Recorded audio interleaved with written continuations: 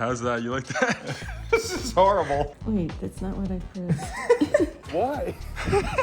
What possible benefit does that give you? So I stopped using it. What you're seeing is my friends and family failing to perform basic tasks on my phone. They think it's broken, but actually, I broke it on purpose. After years of failing with app blockers, deleting social media, and pretty much every other trick in the book, I finally found the one setup that makes my phone actually annoying enough to keep me off of it, but functional enough to survive. So today, I'm going to show you how I dumb-ified my iPhone to cure my screen addiction and how you can do it too. But to do so, I need to take you back to me 30 days ago. Here I am, sitting on the couch. See, here's the problem. I was losing hours and hours every day to mindless phone usage. Whenever I was bored, I would just reach for it and waste a bunch of time. And I wanted to figure out a way to handicap my phone in a way that I could still use the essential apps, but it would be too unusable or too unsatisfying to use these mind-wasting apps or to waste time mindlessly on my device. And the idea was that by making my phone painful to use, my screen time would nosedive, and I would regain or improve the ability to get into deep flow states, and I'd stop checking my phone so much. But here's the thing. My phone already looked like this. It was already a dumb phone. And it still wasn't strong enough. I had no apps, I literally have words on my phone. It's already in black and white. I still went for these small dopamine hits and this mindless usage. So I needed a phone that was usable enough for these daily conveniences, but one that was frustrating enough to actually keep me from these small dopamine hits. Even with social media deleted and like a fortress setup, I was still spam checking email, I was still spam checking WhatsApp, and I would go on Venmo literally just to scroll my friend feed because I was bored. I would sit on my couch, grab my phone, and just click on Venmo and start scrolling, man, for a quick dopamine hit. On Venmo, right? I literally had every social media deleted, but when you're scrolling your Venmo friend feed for dopamine hits, you know that the problem is a little deeper. So I quickly realized that I was still seeking these quick dopamine hits and that the phone wasn't unusable enough to effectively retrain my brain. If I had literally any app on my phone that was easy to access and more fun than me sitting there doing nothing, I would do it. So the first thing I did was set up a long passcode on my phone. Turned off Face ID, really annoying, really long passcode. This helped keep me off my phone for a bit, but once I actually typed in the passcode and got on my phone, you can see the problem with that. I would stay on my phone once I got on. So second thing I tried was making my app blocks more strict and blocking more things. So I have these speed bumps, these app limits on pretty much everything. I decided to add them to my Gmail, to my messages, to most things. But I just jump from app to app for 5 minutes, jump to this, unblock it, jump to this, unblock it. That didn't work at all either. And that actually made things worse because I was just jumping from thing to thing. I really thought about it and I was like, I don't think I actually need more tools. I just need to be unsatisfied or even disgusted by the experience of using my phone mindlessly. And that's where the turning point happened. I was talking to ChatGPT about built-in systems or things you can do to make your phone much, much less satisfying to use. And that's when I learned about touch accommodations. It's something hidden deep in your accessibility settings, built into the iPhone, and it lets you change how the screen responds to touches. It was designed for people with motor impairments, but it's perfect for breaking addiction loops. When you turn on touch accommodations, you can set a hold duration, meaning how long you have to hold onto the screen before your touch registers. I set mine to a full second, meaning anytime I touch the screen, I have to hold for 1 second or my touch does not register. So using my phone looks like this. Texting looks like this. Swiping looks like this. Scrolling looks like this. It's agonizing to use. And this made my phone very unsatisfying. But I still had access to Uber, still had access to Google Maps. I could still check my email when I really needed to. I could still check my texts. I could answer phone calls. I still had access to the tools I needed.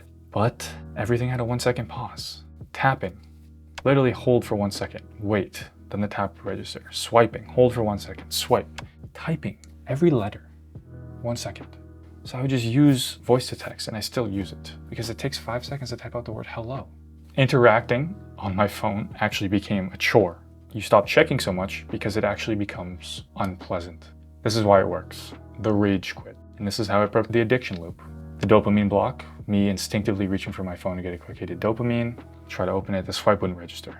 I'd be like, oh God. Hold down for 1 second, swipe up, open my phone, but I'd already be slowing down. Then I'd have to click on the app that I wanted to get on. Wouldn't register. I'd be like, oh. I'd have to hold. I'd hold for 1 second. I'd get into the app. like, all right, okay, I'm in the app. Then I'd go to do something. I still have to hold for 1 second. And I'm like, oh my God, this is just too much. So I would just give up. It was just not worth it. So I stopped spam checking my email. I stopped spam checking my texts. I never opened Venmo to scroll. I would just give up and turn the phone. And over time, this actually started to shift my behavior. It forces intentionality because you can't just jump from thing to thing fast enough to get distracted. So you only use your phone when it's truly worth the effort. Now, how long has my phone been like this? Well, just about a month, which is a good length of time. My behavior has shifted in that time. I now have forced intentionality. I can't jump from app to app fast enough to get distracted because the friction breaks the rapid switching cycle. I literally have to move so slowly on this phone, which is good. I have to be intentional with how I'm using it. So every time I open an app, I have the worth it test. Every interaction with anything on the phone requires so much effort that I literally only use it when I have to and it's truly worth the effort. And what did this do?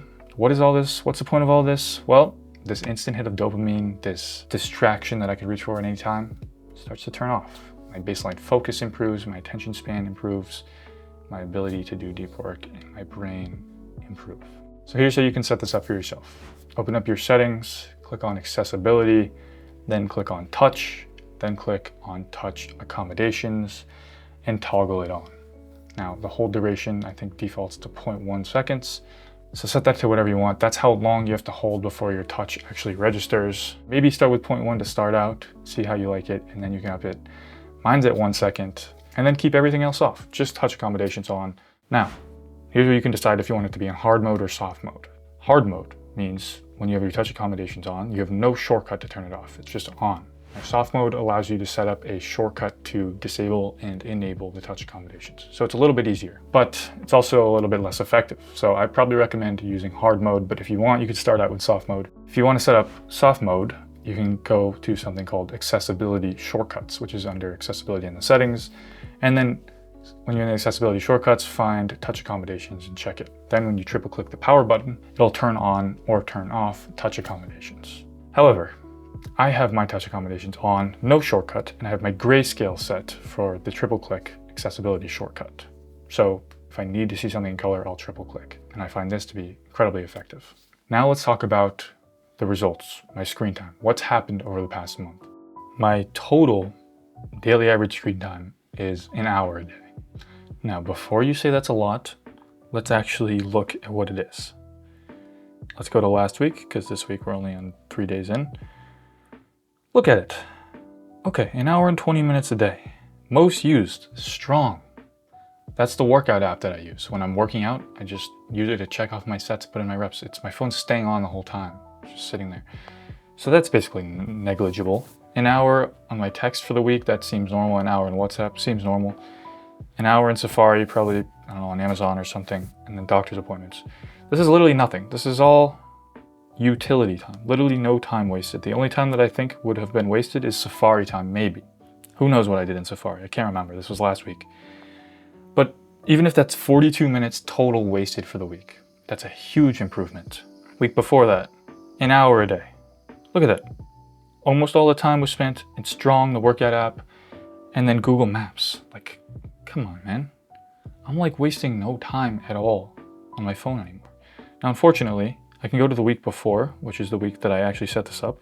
Yeah, so you can see the screen time is a little higher on average. I think I set it up on like Friday of this week. You can see I spent a lot of time in Safari, a lot of time in messages. And if you look at my phone pickups, 62 average, which is quite a bit. If we go to the week after, when it's set up, 37, lower, 45. So yeah, you can see that my phone pickups are also down quite a bit. Looks like a 50% drop. Literally all the time spent on my phone is for utility apps now. Like, I'm not wasting any time at all because it's so unenjoyable. It's about 5 to 10 minutes a day that I'm wasting, if at all. 1 hour a day on like Google Maps, workout apps, like texts, that is acceptable. So yes, this has made a huge difference, but begs the question, is this forever? Are you going to keep your phone like this? This is extreme. The answer is no. I do not plan on keeping this forever because it's just too annoying. So the plan is to keep it for a few months and actively reprogram it away from seeking dopamine. And I'll start to taper the hold duration. I have it at 1 second now. I'll bring it to like half a second in like a month, then maybe 0.1, and then I can either keep it at 0.1 or bring it back to 0. We'll see. We'll see when I get there. But the extreme friction is necessary to break these habit loops that I've built up over years. The ultimate goal is to rebuild my attention span and my ability to do deep focus work for long periods without getting distracted. And then restore normal usability without relapsing into compulsive behavior. That's the long-term plan. Now, it's your turn. Just try this for a week. Turn your phone into an absolute piece of trash that intentionally breaks the addiction loop so that you can finally get your life back. You can literally still use Google Maps, you can still use Spotify, you can still use anything. It's just gonna be a little bit slower. Set your whole duration to 1 second for a week. Watch your screen time get decimated. Like if you spend so much time on Instagram, delete Instagram and then get this. If you have to re-download Instagram to get on or log in or something, type in a password, you will literally never do it because of the friction.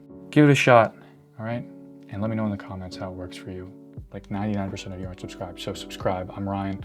All right, hopefully you enjoyed this video. If you enjoyed this video, watch this video about 15 habits that make my life so fun that I don't have time to scroll anymore. Or you can watch this video about the 10-day Vipassana meditation retreat I did, 120 hours of meditation in 10 days. Very interesting, highly recommend. Check it out. All right, thanks for watching. Hopefully you enjoyed, and I'll see you in the next one. Peace.